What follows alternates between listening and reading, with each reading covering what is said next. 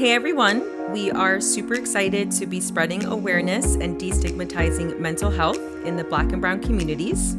This podcast is a safe place for us to discuss our adversities and even our shortcomings. We all have a story. Just remember, no matter what we go through, our story goes on.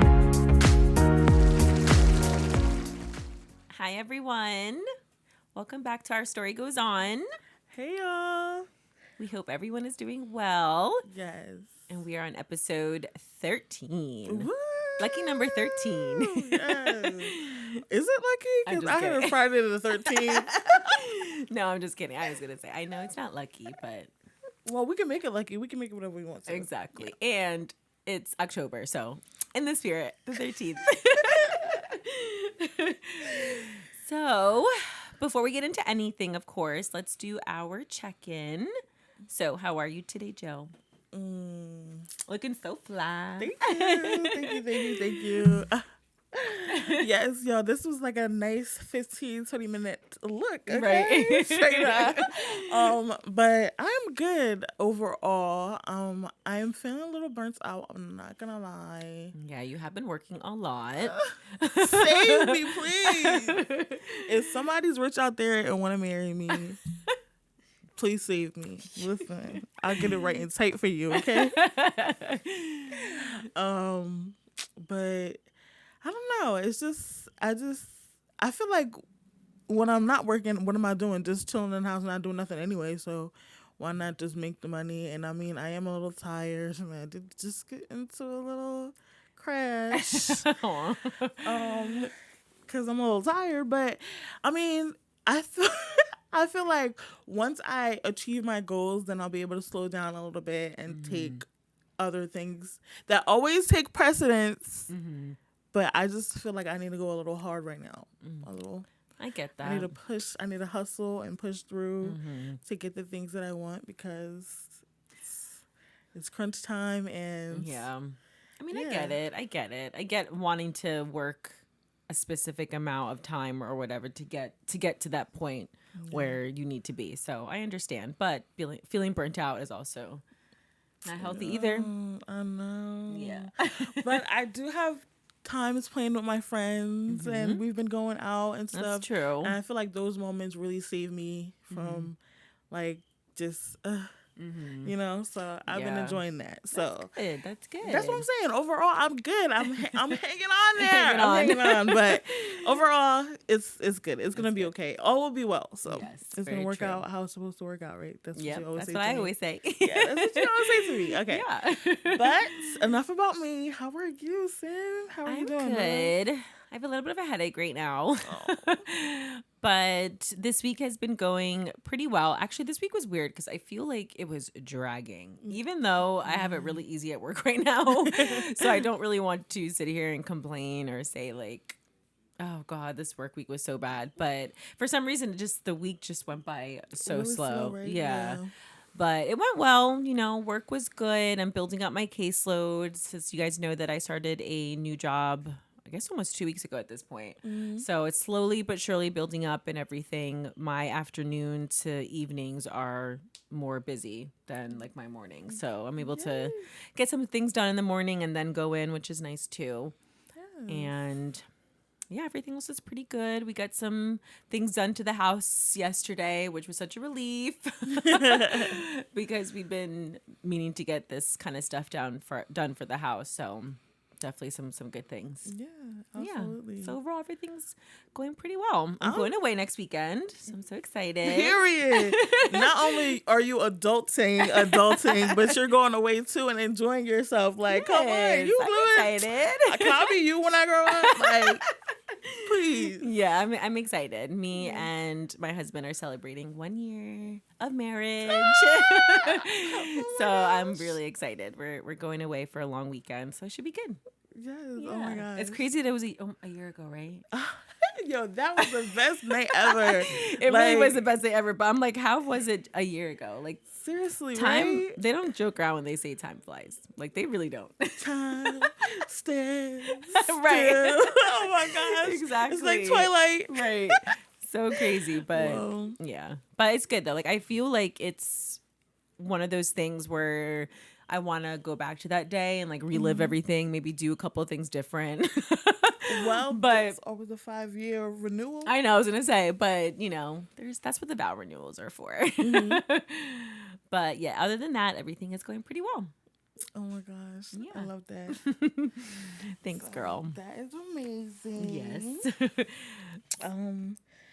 So, are we going to introduce the topic? Yeah, let's get right into it. Yes, let's introduce the topic. That topic, because if I'm not mistaken, it is So yeah, October is Domestic Violence Awareness Month. right. And I know we're going towards the end of October, but we wanted to make sure that we talked about domestic violence And abuse. in relationships to shed Yeah. light on this really important and serious topic that sometimes we don't really talk enough about. Exactly. Yeah.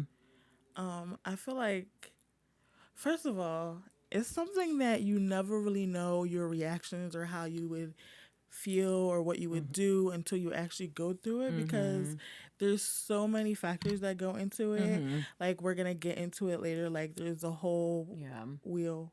Yeah. Like, not it's yeah, like there's a whole dynamic that goes into, the power struggle and the control, or when you love somebody and they're like Yeah. hurting you. So Definitely. it's a heavy topic to even like bring up all the time, which It is is. why it's probably not always discussed, but Absolutely. it's still something important, because people need to know how to get help and what are the Yeah. signs, and also Yeah.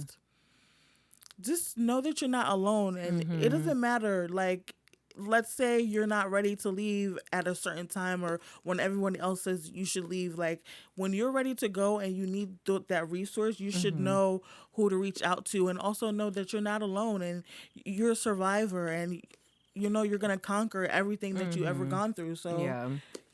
No, for sure. Just- Yeah. So let's talk about what domestic violence is, and in the simplest terms, it is a pattern of abusive behavior in any kind of relationship that is used by one partner to gain or maintain power and control over another intimate partner. And power and control is like the big thing there, because that's really what domestic violence and abuse is. It's really starting off with that control aspect of it. And according to the National Domestic Violence Hotline website, these behaviors can include being physically harmful towards another person, intimidating towards another person, manipulating towards another person, and like I said before, controlling a partner or otherwise forcing them to behave in ways they don't want to. For example, like physical violence, threats, emotional abuse, and even financial control too, Yeah. which we'll definitely get into all those kind of things more specifically down the line. Yeah. And I wanted to also say that there's, if you ever feel like you do need any kind of like help or like resources, the domestic violence website is actually a really great source as well, because it kind of tells you all these different facts, and it's a lot of what we pulled for today's episode as well too. And I believe that when I was on there too, they actually, something that I was not surprised about, which I guess I didn't really think about, that they like had this message like internet usage can be tracked, aka like if your partner's looking at what you're doing. Right. And so there was like an option to like exit out immediately or anything like that too, which I thought was actually like really smart. yeah. Because it's like when you're on there, you're like, okay, like, you just never know in the situation that you're in and stuff too. So yeah. Do you have that website for them? Yeah, so it's just the www.thehotline.org. And it's probably, I don't know, I wonder if it kind of doesn't say domestic violence hotline because of what I just talked about too. Right. I don't know. Yeah. Yeah. But I also wanted to give you guys the hotline number, and then also the what you can text as well. So the number is 800-799-7233. And then for the text message, you can text START, like START, to 88788. And that is basically a hotline, and it's 24/7, and you can speak with anyone regarding your situation, if you need any kind of help or assistance, resources, all of that good stuff. So like Joe said before, you're not alone, and hopefully that source can help someone out. Yeah. Yeah. And even if you just gotta get away, just Mm-hmm. just get your things and go away, because it's it's not worth like your happiness, your mental health, like your well being, your safety. It's just not worth your sanity. So Yeah. you know, we all have our days and our lessons that we have to learn. Yeah. So Yeah, definitely. to each his own. Mm-hmm. Yeah. But So did we do the common signs? yeah, I was just gonna say. So let's jump into the common signs of abusive behavior. So what are some things that you were able to come up with, Joe? So, showing extreme jealousy of your friends or when you're spending time away from them. So, that is like a huge one. Back to the power and control. Yes, like I've actually experienced Yeah. that. Like, yeah, we're gonna get to that later, but isolating you away from your family and friends, Yep. controlling finances. There's a few other ones. I'm coming up a blank. Like pressuring you to have sex or engage in any kind of sexual acts that you may not be comfortable with. Yeah. That's another one too. Also gaslighting and Gaslighting is definitely could be could be common signs of abuse for sure too. right, Yeah. yeah. So like there are a lot of signs, honestly, and there's signs for different things too, and different types of abuse. Yeah. So if you do feel like you are being abused, I would definitely look it up. Yeah. You Because, know. and that's the thing too. I think that a lot of people don't realize that these signs are abuse, right? Because, like, especially when it comes to trying to isolate you from family and friends, like, many people don't realize that that is a sign of abuse at first, right? Or because, like I said, going back again, I know I keep saying that, but power and control is a big aspect of it because they want to be able to control what you're doing, control how you will go about your life and your day and everything, and to make it seem like you only need them in a sense. And a lot of these signs sometimes I wanted to also mention, they may not even be there in the beginning of the relationship either. Right. So domestic violence does not discriminate. It affects everyone of every age, race, and it also can be something that you're not expecting, because unfortunately many people who do display any kind of abusive behavior sometimes may not do that at the beginning. They actually might be the complete opposite. Sometimes they feel or look like the ideal partner, like everything's great on paper. And then as you start to get a little bit more comfortable with them, that's when it, kind So of comes turn to a out. nightmare. Yeah, starts Yeah. coming out a little bit more. And that's kind of like the scary thing too, because I think a lot of people, unfortunately, that have been in domestic violence or abusive situations or relationships, they look at it as like, did I miss something? Right. Where were the signs? Or sometimes people might assume that that's just like outsiders looking in might assume like that's how it was from the beginning. And that's not the Yeah. case at all. Yeah, we're here to tell you we don't even care about that. Just run. No.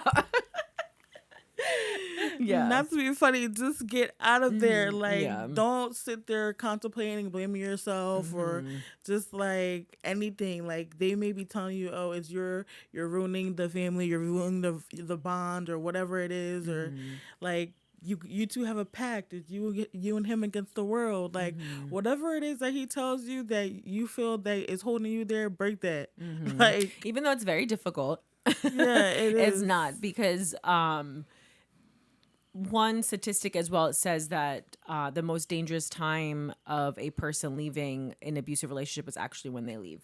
Yeah. So that's something to look out for too. And a lot of people will sit there and think like, well, what does that mean? Because if they leave, then that means that they're safe. But that's actually when things might escalate. Yes, it's worse than grief, I think. Like, What do you mean? like you have to literally detach from someone that you've like lived your life with. Like, sometimes these people, like not these people, but sometimes people who have been through domestic violence rely heavily financially on the person, or Oh, yeah. emotionally, and it can turn into like, oh my gosh, I have to leave this person. I have to like go away from this person. This person is alive, but I can't like love them or I can't be around them all the time. Like, I feel like that is like, to me, it's worse than grief.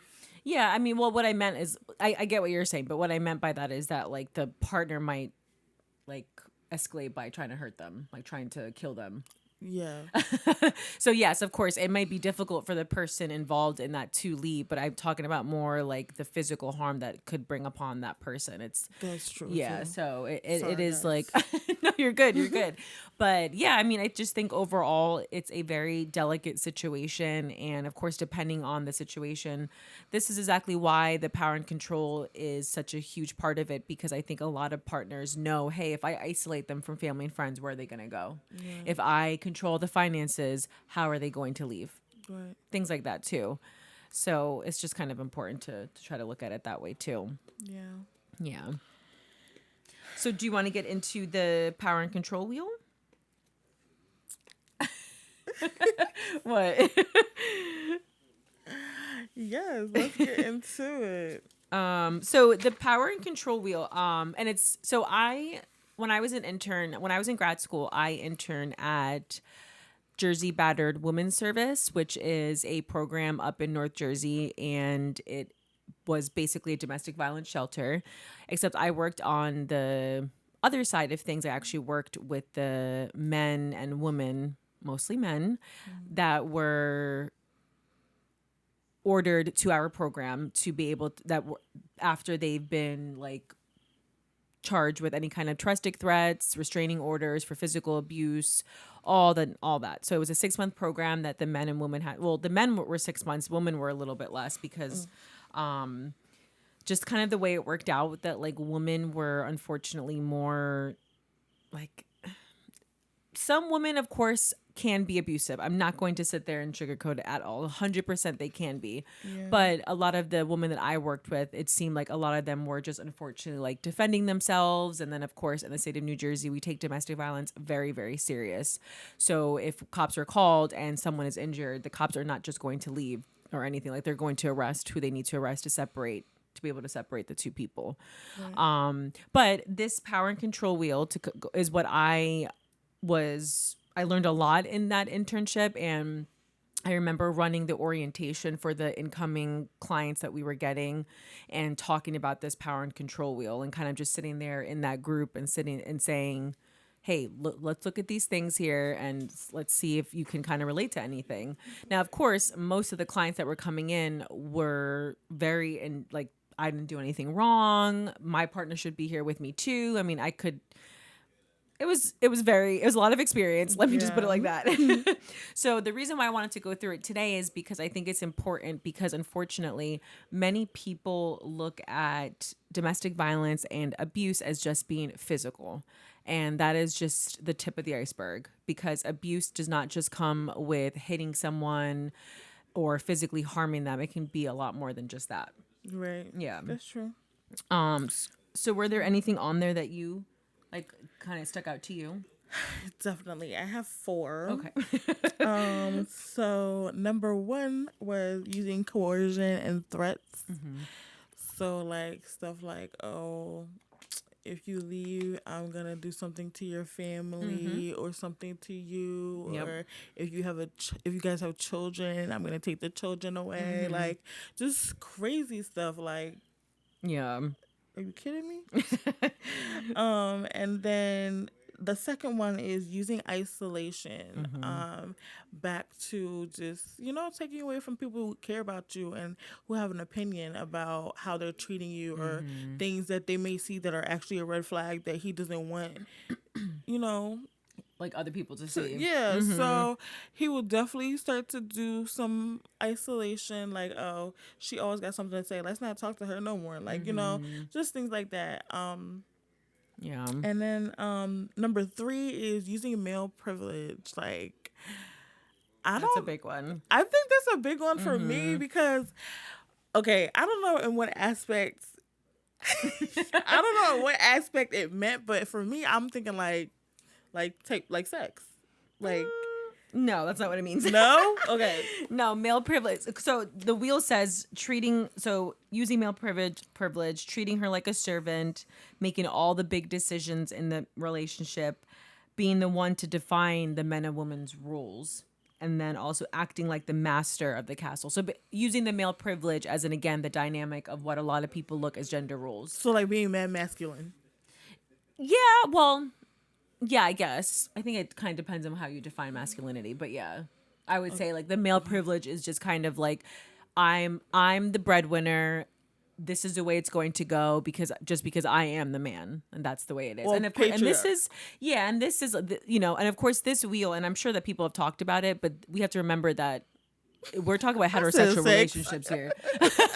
Like we're talking about like too, because if you think about it, right, like relationship, not if you think about it, it is what it is.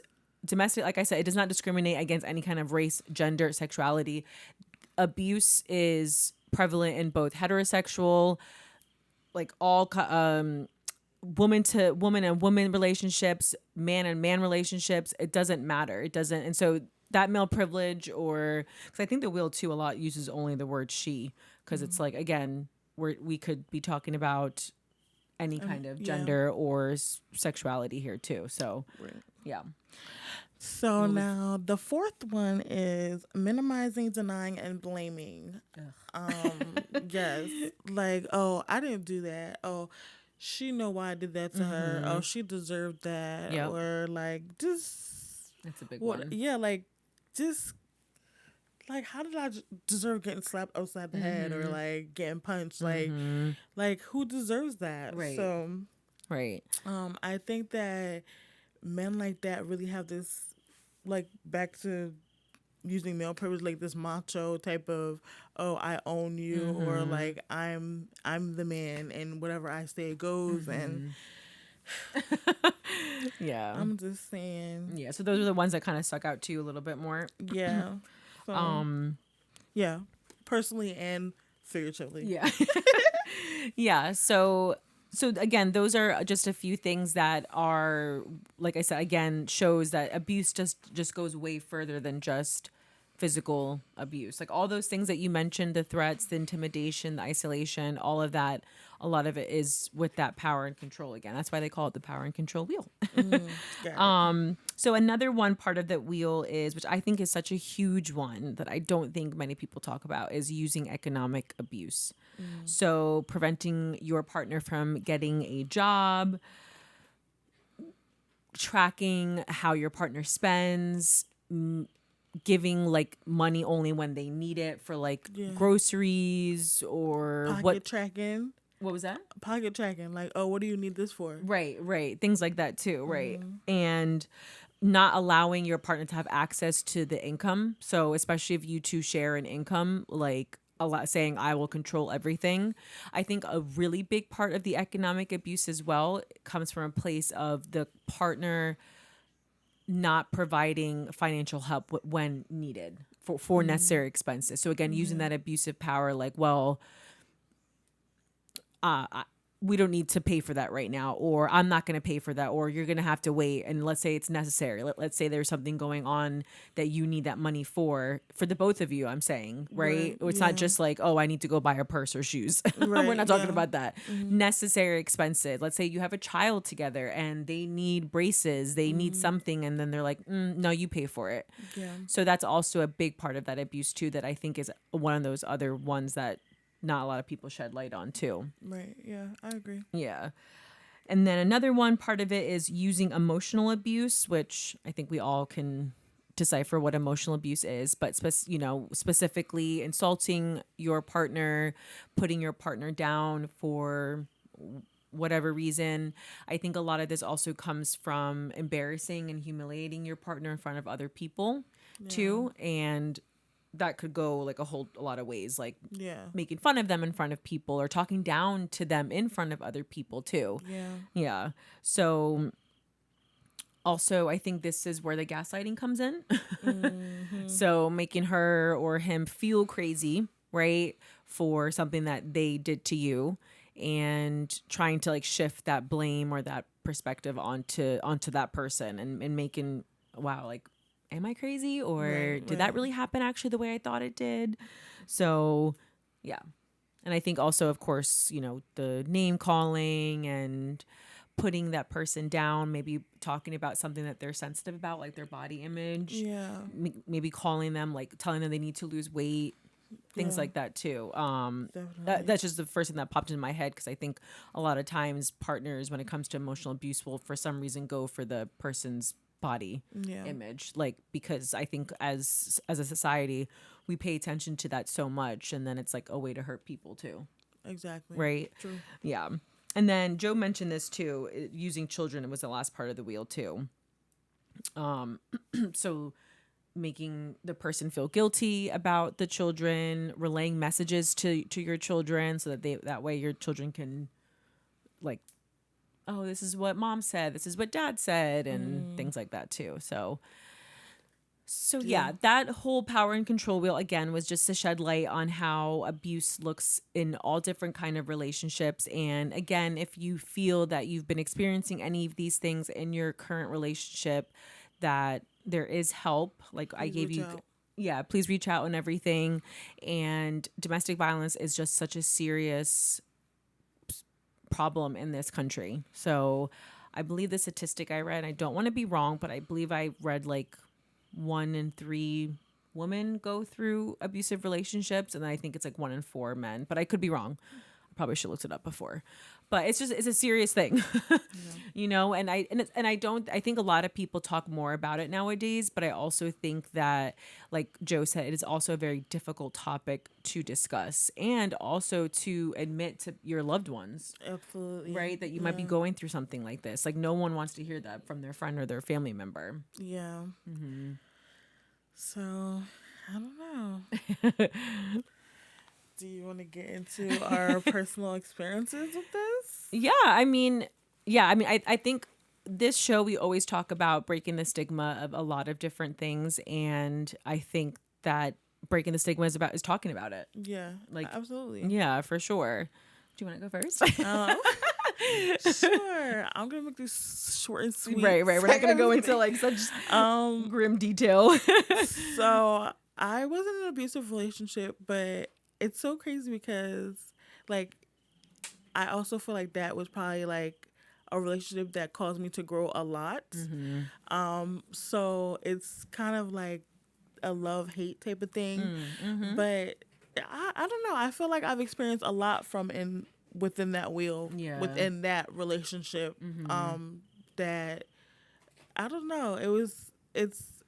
It's hard to get away from when you're in it, especially when you have so much love for someone, and you like someone has so much potential, and that they've just been through so much, and you're just trying to make excuses for them, especially when you're empathetic. Like, you just feel everything that they feel, and like you feel them. Yeah. So I feel like for me it was just so hard to like leave someone, because to me he was like my best friend. Like, he's somebody that I love so much and would do anything for. So it got to the point where it was like, okay, now I'm like eating punches and stuff.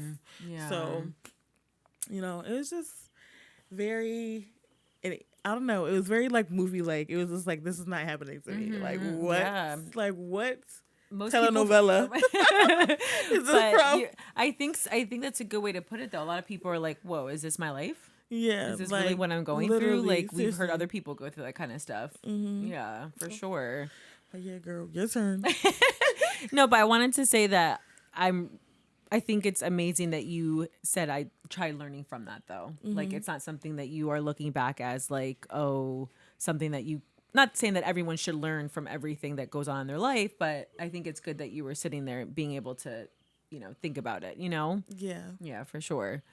So yeah, I mean, just like Joe, I'm going to keep mine super short and sweet. I wouldn't see, for me, I don't know.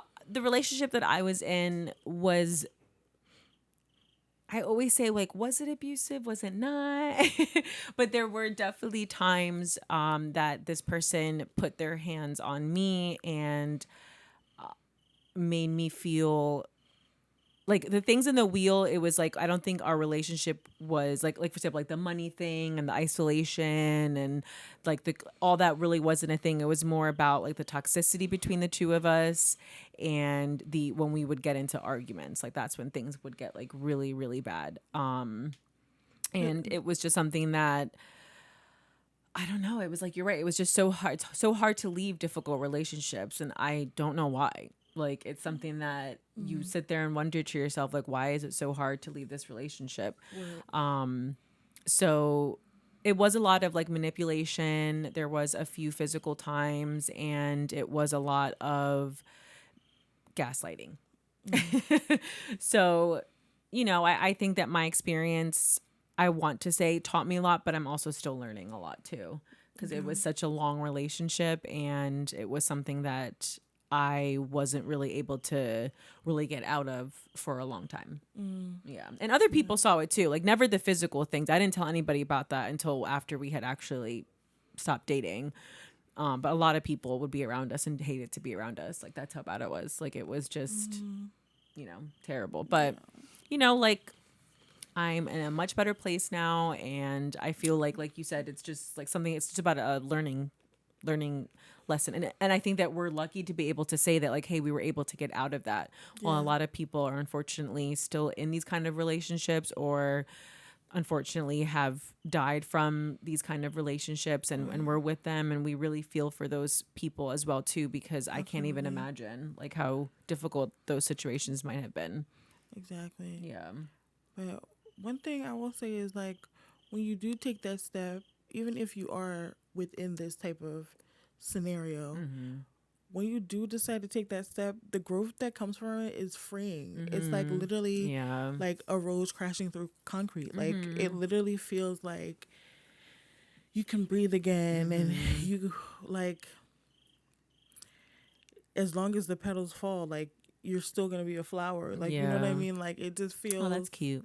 like oh my gosh, like I can survive through anything. Like I can make it through anything, and it makes you harder and tougher and like have like a thicker kind of I don't know type of just look Skin, on maybe, or type of skin on the world. Like you know what I Yeah. mean? Like it just it changes you. So. Yeah, for sure. And I think a lot of times too is that if you are able to and if you do have access to it, going to therapy can be extremely helpful to be able to process what that is. Especially it's like I mentioned, a lot of times when you're in that relationship, not many people might not know that you're experiencing that. So hopefully if you're able to get out of that kind of relationship and feel like, hey, I still need to process a lot of this, I still need to heal from this, that if you are able to seek out a therapist and see what they are able to provide for you, how they're able to help you. And I think it's a good way to learn, or not to learn, to start a healing journey, you know. And I know I advocate for therapy a lot, but I just think it's amazing. It is. Yeah. And one thing I do want to say to you, Sin, about your story is you like contemplating whether it's going back and forth, whether it's abuse or not. Like one thing you have to like think about that is like you even questioning that is abuse, right? Yeah. So and like I thought about that too. and it doesn't matter how little or how many things in the wheel like you did experience it to an extent. And I feel like that's another thing that a lot of women who've experienced acute domestic violence feel like, you know what I mean? Like, oh, it's just acute. It's not like I'm getting ongoing. beaten on or like he's smashing my face in or like running me over. Like, yeah, people experience those things, but at the same time, like having any type of mistreatment where you like are suffering mentally, emotionally, or physically in any type of way is harsh, and it like changed the trajectory of how you think and how you like feel about people. So I feel like that's something that needs to be noted as well. Thanks, like, girl. yes, you went through what you went through, and thank God you got through it, and you found like someone that will treat you amazingly. So, you know, it's Yeah, that's a good point. I appreciate it because you're right. Like, there's a lot of times where I am like sitting there, and because you're right, and I do say that to myself. Like, I didn't go through half of what many women in this world have gone through. Like half, you know what I mean? So it's something that I try to like sit there and like, it's funny because I'll say it to my client, because there's a lot of my clients that will come in and it's like, oh no, like it wasn't that traumatic. And then they'll tell me and I'm like, Yeah. right. I'm like, what do you mean? Like, they're like, well, I mean, like so many people have it worse than me. Like, and then I'm like, oh, of course, everyone, or not everyone, someone is always going to have it worse than you, no matter what. And someone is always going to have it better than you. Unfortunately, that's just the way of the world. And so I try my very best to not have my clients negate their own experiences just because it wasn't like the standard trauma, standard abuse, standard situation. Exactly. Yeah. So I appreciate that though. Of course. Anytime. Yeah. But you guys. Yeah, I think we're good to wrap it up for today. And again, I just wanted to reiterate that please reach out if you are able to, and if you feel safe enough to be able to do so. And if you do happen to live in the North Jersey area, so like the Morris County area, or not area, Morris County, Jersey Battered Women's Service is a great source as well. I don't know of like, just because that's where I interned. So that's, it's an amazing place. It provides shelter, resources, financial help, all that stuff. So I think it's a really amazing program. Yeah, absolutely. All right. So what's our affirmation for today? We have to search for one. Ooh, I got this one tatted on me. Okay. Through every dark night, there's a brighter day. Love it.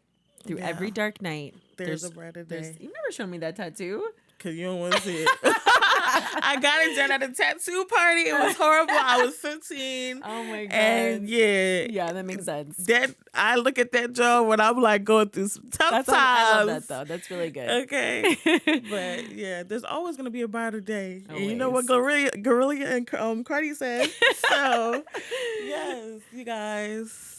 All right. Well, we hope everyone has a great rest of their week and is staying safe. And we love you guys. Yes, absolutely. Thank you so much for tuning in. Bye. Bye.